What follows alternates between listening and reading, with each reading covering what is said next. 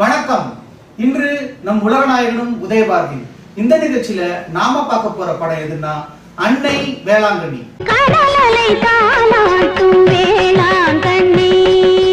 இந்த அன்னை வேளாங்கண்ணி படம் உலகநாயகன் கமல்ஹாசன் நடித்த எத்தனாவது படம் அப்படின்னு சொல்லணும்னா அதுலதான் ஒரு குழப்பம். வருஷப்படி பாத்தீங்கன்னா இது 8வது படமா வர வேண்டியது. ஆனா உலகநாயகன் கமல்ஹாசன் நடித்தது ஒரு அன்கிரெடிட்டட் ரோல்ல. அன்கிரெடிட்டட் ரோல் அப்படின்னா என்னன்னா அவங்க படத்துல நடிச்சிருப்பாங்க, ஆனா அவங்க பேரை போடாம விட்டுருப்பாங்க, இல்ல போட்டிருக்க கூடிய அளவுக்கு அவங்க பெரிய ஆளா இருந்திருக்க மாட்டாங்க, இல்ல போட மறந்துருப்பாங்க. இப்படிதான் உலகநாயகன் கமல்ஹாசன் இந்த படத்துல ஜீசஸ் கிரைஸ்டா நடிச்சிருக்காரு.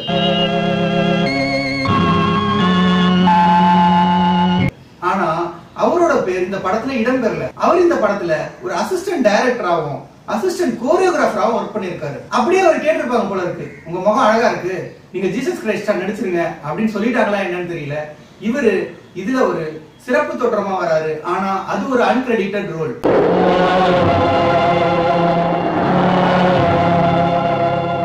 இந்த படம் ஆகஸ்ட் 15ஆம் தேதி 1971ஆம் ஆண்டு ரிலீஸ் ஆயிருக்கு. கிரி மூவிஸ் தயாரிச்சிருக்காங்க. இந்த படத்தோட ப்ரொடியூசர் அண்ட் டைரக்டர் ரெண்டுமே கே தங்கப்பன் தான். தேவராஜ் இசையமைச்சிருக்காரு.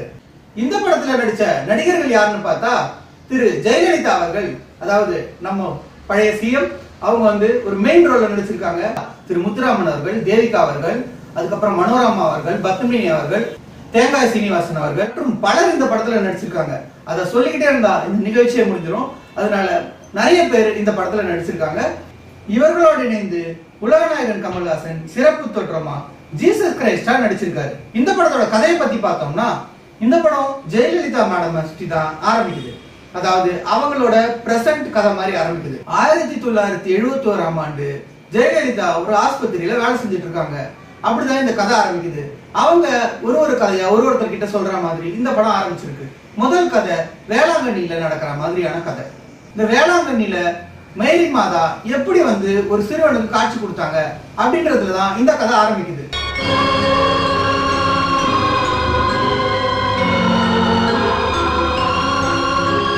அன்னை வேளாங்கண்ணி படத்துல மொத்தம் 3 கதை இருக்கு. இந்த 3 கதையும் உண்மையா நடந்ததா எல்லாரும் நம்பப்படுற ஒரு கதை. முதல் கதையில முத்துராமன் அவர்களும் தேவிகா அவர்களும் வராங்க. முத்துராமனுக்கு கடவுள் நம்பிக்கை இல்லாம இருக்கு. அப்ப அவங்க வீட்டுக்கு பால் எடுத்துட்டு வர ஒரு சிறுவன் ஒரு இடத்துல ஓய்வு எடுத்துட்டு இருக்கான். அப்ப திடீர்னு மேரி மாதாவும் குழந்தை இயேசுவும் தோன்றி அந்த பாலை வாங்கி குடிக்கிறாங்க.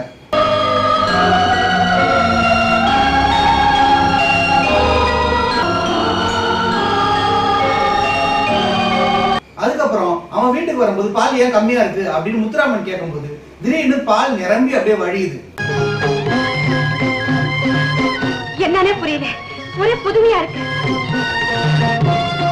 இது ஒரு பயங்கரமான அற்புதமா ஜனங்கள் எல்லாம் பாக்குறாங்க.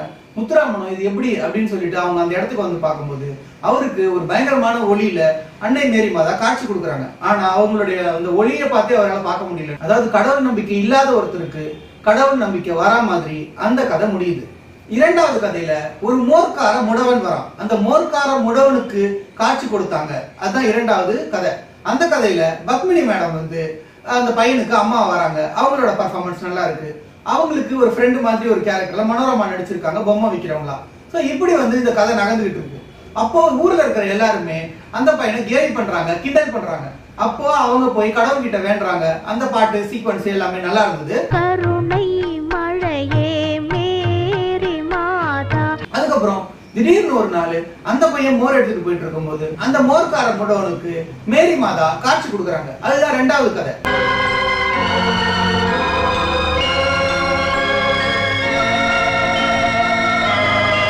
அவன்கிட்ட மோர் வாங்கி குடிச்சிட்டு உன்னால எழுந்து நடக்க முடியும், எழுந்து நட அப்படின்னு சொன்ன உடனே அவன் எழுந்து நடக்கிறான்.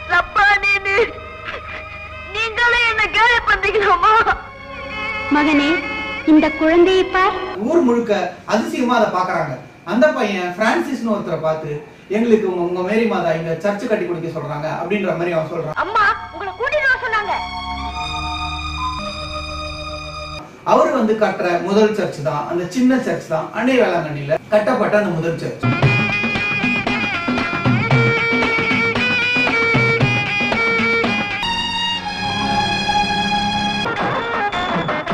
அடுத்தது அடுத்தது வர்றது மூணாவது கதை. மூணாவது கதையில தேங்காய் சீனிவாசன் போர்ச்சுகீசியரா வராரு.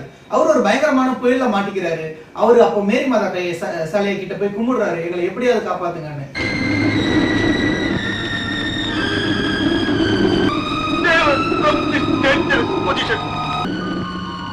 அதுக்கப்புறம் அவர் புயல் தாங்க முடியாம மேரி மாதா சிலையோடவே அந்த கப்பல்ல நிக்கிறாரு. கடைசியில பார்த்தா அவர் எப்படியோ அவங்க காப்பாத்திட்ட மாதிரி அந்த படத்துல காட்சி அமைக்கப்படுது. அதுக்கப்புறம் அவர் வராரு சூரியராஜன் சார் கூட, அவரு கூட இருக்க சீன்லாம் ஒரே காமெடியா போயிட்டு இருக்கு. அதுக்கப்புறம் அவர் அங்க வந்து பாத்துட்டு இருக்கும்போது யாரோ ஒருத்தர், ஒரு தேவதை மாதிரி யாரோ ஒருத்தர் நடந்து போறாங்களே யாருன்னு அவங்க பின்னாடியே தொடர்றாரு. அது பார்த்தா ஒரு கோயில்ல போய் முடியுது. அதுதான் பிரான்சிஸ் சார் கட்டின அந்த கோயில்.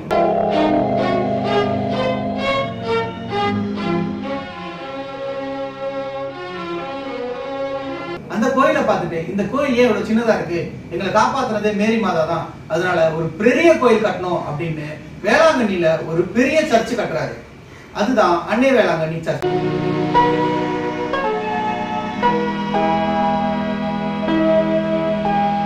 Of September, Mother Mary's birthday. We want to celebrate just like you. எல்லாம் ஓஹோன்னு இருக்கணும். சரிங்க, ஓகே. இந்த மூன்று கதைகளின் கோர்வையாக சொல்லப்பட்டதுக்கு அப்புறம் இந்த கதையை கடைசியா எதுல முடிக்கிறாங்கன்னா ஜெயலலிதா மேடம் கதையோட இந்த படத்தை முடிக்கிறாங்க.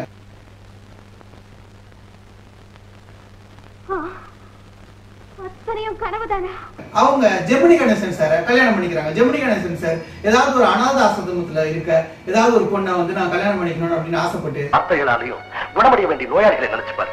நீ அவங்களுக்காக இங்க இருக்கிற இத பாரு, நீ அனாதை இல்லப்பா, உனக்கு தகப்ப மாதிரி நான் இருக்கிறேன், கவலைப்படாத. ஜெயலலிதா மேடம் பார்த்து ஆசைப்பட்டு விரும்பி கல்யாணம் பண்ணிக்கிறேன். அம்மா அம்மா நீயே சொல்லு, நான் பார்த்தது கனவா உண்மையா? உண்மைதாம்மா, ஆனா அது கனவு மாதிரியே இல்லை. ஆனா இந்த கதையில கடைசியில ஒரு ட்விஸ்ட் வச்சிருக்காங்க. ஜெயலலிதா மேடம் ஜெமினி கணேசன் சாரோட வெளியே போறாங்க. அன்னைக்கு அவங்களோட அன்றாட வேலைகளை மேரி மாதாவை வந்து இவங்க உருவத்துல பார்த்து நிறைய குழந்தைங்களை காப்பாத்தின மாதிரி காட்சி அமைக்கப்பட்டிருக்கு. கடவுள் தேர்ந்தெடுத்த உங்களுடைய தாய் இந்த ஏழையுடைய ஆஸ்பத்திரிக்கு வந்திருக்காங்க. அத்தனை வீண் போகலாமா? சாக போற நிலையில இருந்து இந்த நோயாளி குணமாகிறதோ காலையிலே மாலையிலே மாதாவே நினைச்சு வாழ்ந்துட்டு இருந்த உனக்காக அந்த மாதாவே இங்க வந்து வேலை செய்யறதும் அதிசயத்தை வந்து மேஜர் சுந்தரராஜன் எக்ஸ்பிளைன் பண்றாரு. அவர் எக்ஸ்பிளைன் பண்ணி நீங்க ரெண்டு பேரும் நல்லா வாழுங்க அப்படின்னு சொல்லிட்டு அவரு ஜீசஸ் கிரைஸ்ட் எவ்வளவு கஷ்டப்பட்டாரு, நம்மளுக்காக நம்ம பட்ட பாவத்தெல்லாம் எப்படி வந்து அவர் இது பண்ணாரு அப்படின்ற இடத்துலதான் அந்த பாட்டு ஆரம்பிக்குது. தேவமைந்தன் போகின்றான் அப்படின்னு ஒரு பாட்டு. அதுல ஜீசஸ் கிரைஸ்ட சிலுவையில் அறையிற மாதிரி தேவமைந்தன் போகின்றான். அந்த பாட்டுல ஜீசஸ் கிரைஸ்டா உலகநாயகன் வராரு. தேவமைந்தன் போகின்றான். சின்ன வயசுல இந்த படத்தை ஒரு 6-7 தடவை பார்த்திருக்கேன். பெருசாயும் ஒரு 10-15 தடவை பார்த்திருக்கேன். ஆனா இதுல வர்றது ஜீசஸ் கிரைஸ்ட் கமல்ஹாசன் தான் அப்படின்றது எனக்கு இவ்வளவு நாள் தெரியாது. எங்க அம்மா கிட்டயும் என்னோட வைஃப் கிட்டயும் எனக்கு தெரிஞ்ச எல்லார்கிட்டயும் நான் டிஸ்கஸ் பண்ணும்போது இல்ல அது கமல் சார் இல்ல அப்படின்னு தான் சொன்னாங்க. நானும் உத்து பார்த்தேன், கமல் சார் இல்ல அப்படின்னு தான் நானும் நினைச்சேன். அதுக்கப்புறம் கடைசியா நான் உலகநாயகன் ஃபேன்ஸ் அவங்களுக்கு போன் பண்ணி கேட்டேன். எனக்கு கண்ணும் கரலும்ல கைவிட்ட உலகநாயகன் ஃபேன்ஸ் இதுல கை கொடுத்துட்டாங்க. என்னன்னு பாத்தீங்கன்னா நான் போன் பண்ண எல்லா ஃபேன்ஸும் சொன்னது என்னன்னா அது உலகநாயகன் சார் தான். உனக்கு தெரியலையா, அவர் முகம் உனக்கு தெரியலையா, மாணவன் படத்துக்கு அடுத்து இந்த படத்துல அவர் பண்ணிருக்காரு, அவரோட ஃபேஸ உத்து பாத்தீங்கன்னா உனக்கு தெரியும் அப்படின்னாங்க. அதே மாதிரி அந்த கண்ணோட்டத்துல நான் பார்க்கும்போது எனக்கு உலகநாயகனோட முகம் தெரிஞ்சது. ஆனா இந்த படத்துல அவர் பண்ணது ஒரு அன்கிரெடிட்டட் ரோல். இது வந்து உலகநாயகனோட 232 படங்களின் கணக்குல வராது. அன்கிரெடிட்டட் ரோல் அப்படின்னா என்னன்னா அவங்க படத்துல நடிச்சிருந்தாலும் அந்த படம் அவர்களுடைய கணக்கில் எடுத்துக்கொள்ளப்படாது. உலகநாயகன் நடிச்ச 232 படம் அப்படின்னு ஒரு ஹேஷ்டாக் வருது பாத்தீங்களா, அதுலயும் இது வராது. உலகநாயகன் 100வது படமா நடிச்ச ராஜபார்வை, 150வது நடிச்ச அபூர்வர்கள் அப்படின்னு உலகநாயகனுடைய படங்கள் வரிசையில அவர் கெஸ்ட் ரோல் இல்லாத படங்களை ஒரு வரிசை எடுப்பாங்க. இந்த இது வராது.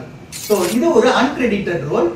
உலகநாயகன் அன்கிரெடிட்டடா 2-3 படத்துல நடிச்சிருக்காரு. அதை நான் ஒன்னொன்னா சொல்ல போறேன்.